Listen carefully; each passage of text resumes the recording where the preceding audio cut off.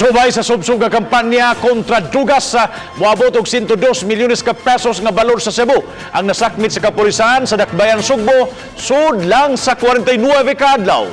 Kung nganong daw sa way hubas-hubas ang volume sa drugas sa kadalanan, kini ang gitutukan sa mga otoridad.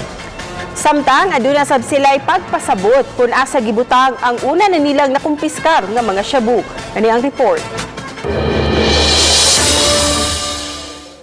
Uhay nasakmit sa mga operatiba sa Cebu City Police Office ang kapin usa ka kilong shabu nga mabalor og 7 milyones ka pesos sa barangay Guadalupe gikan sa usa ka drug personality nga si Mayla Dilumbar. Kabahin lang kini sa nasakmit atol sa sunod-sunod nga bypass operation sa kapulisan sa Dakbayan. Kapin sa usa ka 14 milyon ka pesos na nasakmit nga balor sa shabu, sulod lang sa 49 ka adlaw. Magandang accomplishment. So kaysa itong 102 million worth of shabu, hindi nahuli at naibenta sa daan.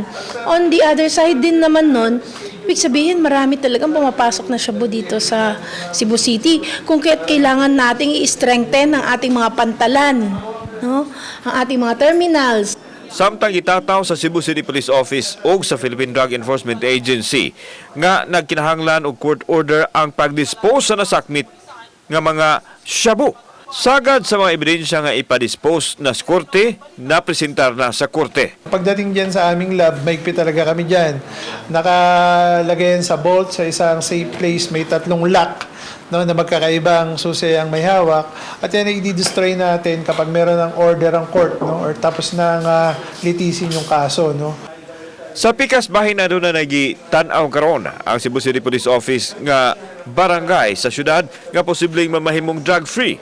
Apan gikinahanglang musubay pa kini sa makuting proseso sa dili pa kini ideklarar nga drug-free.